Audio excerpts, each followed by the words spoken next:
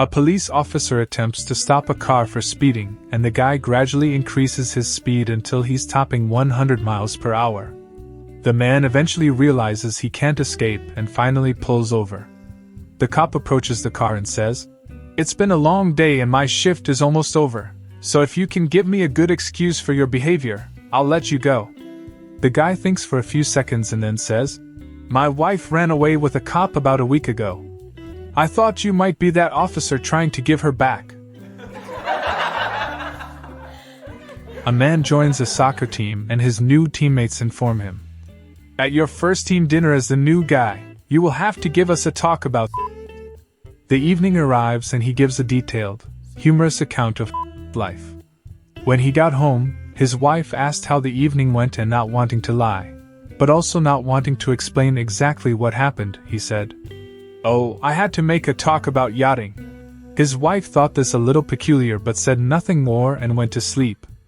The next day she bumped into one of his new teammates at the supermarket and asked, "I heard my husband had to make a speech last night. How did it go?" His mate said smiling, "Oh, it was excellent.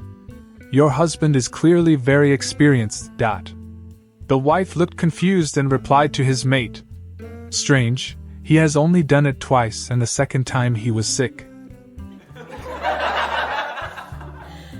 A man boards a plane with 6 kids. After they get settled in their seats, a woman sitting across the aisle leans over to him and asks, "Are all of those kids yours?"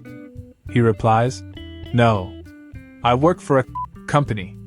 These are customer complaints." After Brian proposed to Jill, his father took him to one side. "Son, when I first got married to your mother, the first thing I did when we got home was take off my pants. I gave them to your mother and told her to try them on, which she did. They were huge on her, and she said that she couldn't wear them because they were too large. I said to her, 'Of course they are too big for you. I wear the pants in this family and I always will.' Ever since that day, son, we have never had a single problem." Brian took his dad's advice and did the same thing to his wife on his wedding night.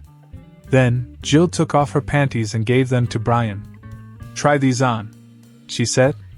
Brian went along with it and tried them on, but they were far too small. "What's the point of this? I can't get into your panties," said Brian. "Exactly," Jill replied. "And if you don't change your attitude, you never will." A man escapes from prison where he has been for 15 years. He breaks into a house to look for money and finds a young couple in bed. He orders the guy out of bed and ties him to a chair. He ties the girl to the bed and he gets on top of her, kisses her neck, and then gets up and goes into the bathroom. While he's in there, the husband tells his wife, "Listen, this guy is an escaped convict. Look at his clothes. He probably spent lots of time in jail and hasn't seen a woman in years. I saw how he kissed your neck. If he wants, don't resist, don't complain, do whatever he tells you.